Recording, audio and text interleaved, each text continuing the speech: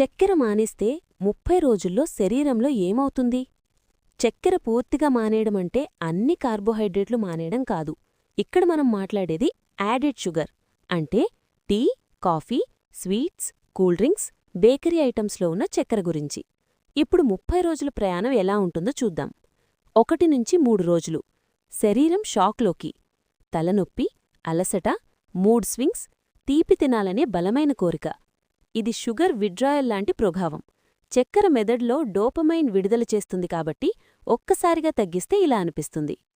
4 నుంచి 7 రోజులు energy stable అవుతుంది. ఆకలి కొంచెం నియంత్రణలోకి వస్తుంది.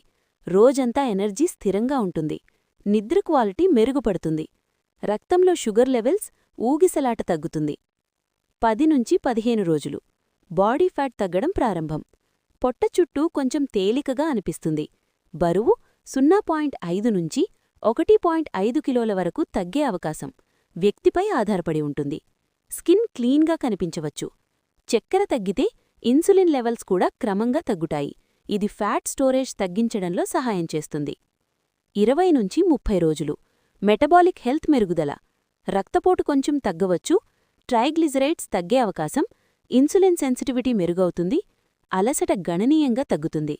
కొంతమందిలో HbA1c కూడా క్రమంగా మెరుగుపడే ట్రెండ్ కనిపిస్తుంది. అయితే ఇది వ్యక్తిగత పరిస్థితిపై ఆధారపడి ఉంటుంది.